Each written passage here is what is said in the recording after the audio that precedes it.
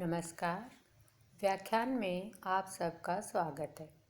काव्य मीमांसा के अध्ययन क्रम को आगे बढ़ाते हुए आज हम द्वितीय अध्याय के 5 विद्याओं के वर्णन से संबंधित अंश का अध्ययन करेंगे।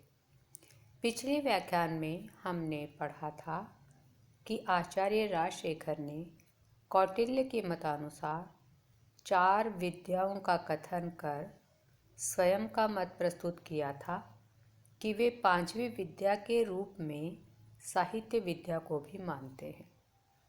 उन्होंने कहा था कि इन 5 विद्याओं में से त्रयी का वर्णन पहले वे कर चुके हैं, शेष 4 का वर्णन आगे करेंगे।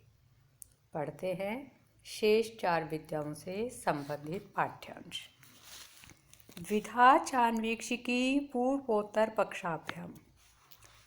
आन्वीक्षिकी, इन शेष 4 विद्याओं में आन्वीक्षिकी विधा 2 प्रकार की होती है। पूर्व उत्तर पक्षाभ्याम, पूर्व और उत्तर पक्षों के साथ, अर्थात पूर्व पक्ष और उत्तर पक्ष के भेद से जो आन्वीक्षिकी विद्या है वह 2 प्रकार की होती है।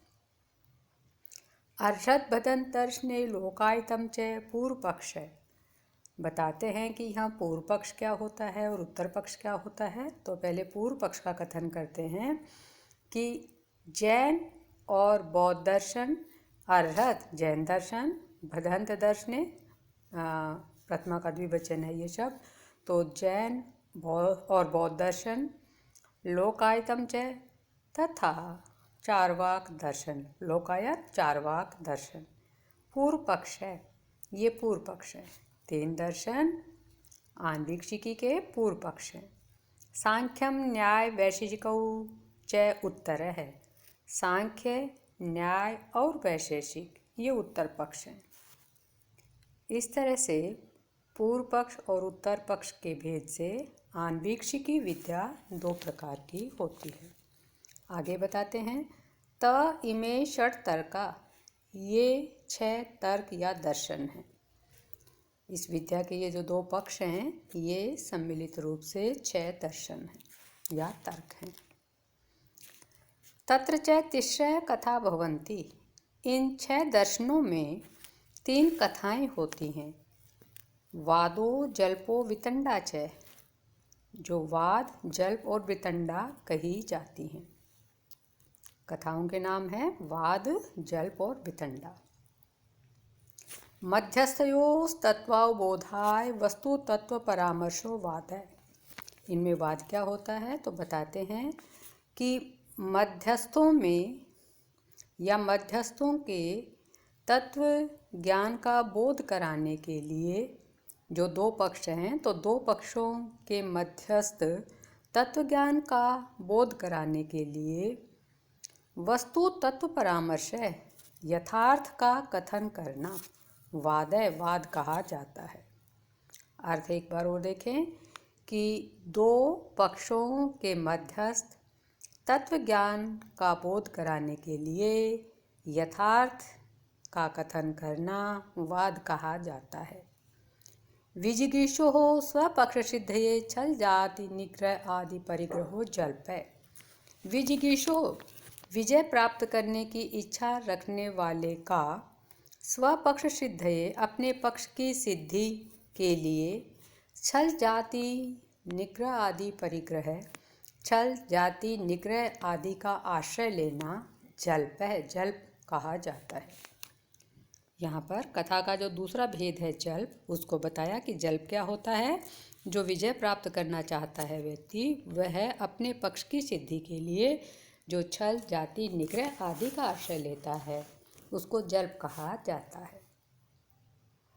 स्वपक्षस्य अपरिग्रहीत्री परपक्षस्य दूषयित्री वितंडा। स्वपक्षस्य अपरिग्रहीत्री, अपने पक्ष की स्थापना न करके या अपने पक्ष की पुष्टि न करके परपक्षस्य दूषयित्री, दूसरे के पक्ष में दोष दिखाने वाली विद्या को वितंडा, जो कथा है उसको वितंडा कहा जाता है। यहाँ पर व्यक्ति अपने पक्ष की पुष्टि नहीं करता, केवल दूसरे के पक्ष में दोष दिखाता है। तो इस तरह की जो कथा है वह वितंडा कही जाती है। कृषि पशुपाल्य वाणिज्या च वार्ता। और कृषि पशुपालन तथा वाणिज्य से संबंधित विद्या वार्ता कही जाती है। वार्ता कौन सा शास्त्र होता है या कौन सी विद्या होती है? जो कृषि पशुपालन और वाणिज्य से संबंधित होती है।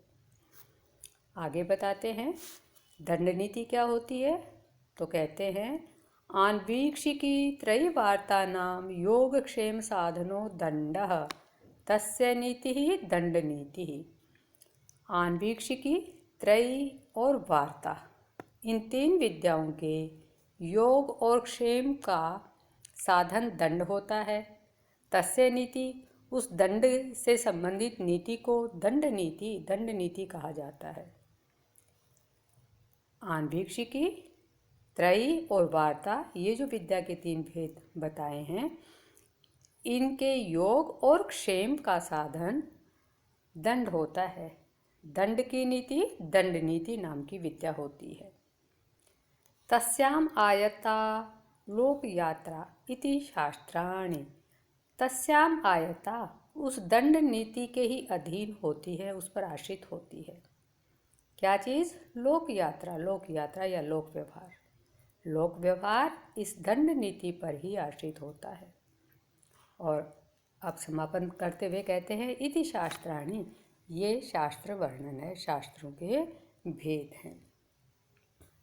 अब शास्त्र का सामान्य लक्षण करते हुए आचार्य कहते हैं सामान्य लक्षणम चैषाम। इन शास्त्रों का सामान्य लक्षण यह है। क्या है? सरितामिव प्रवाहस्तुच्छा प्रथमं यथोत्तरं विपुला ये शास्त्र समारंभा भवन्ति लोकस्य ते वन्द्या।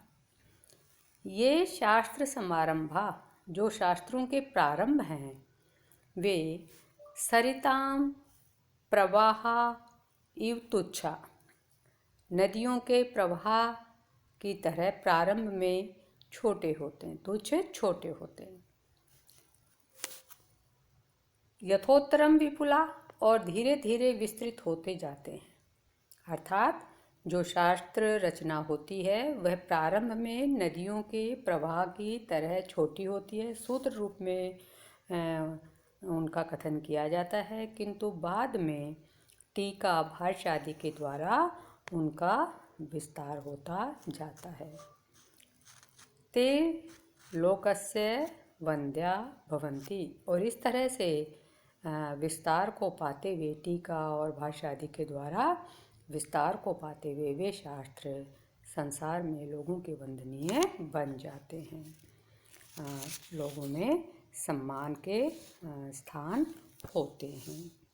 इस तरह से आचार्य ने जो 5 विद्याएं थी, उन 5 विद्याओं में 4 विद्याओं का कथन किया।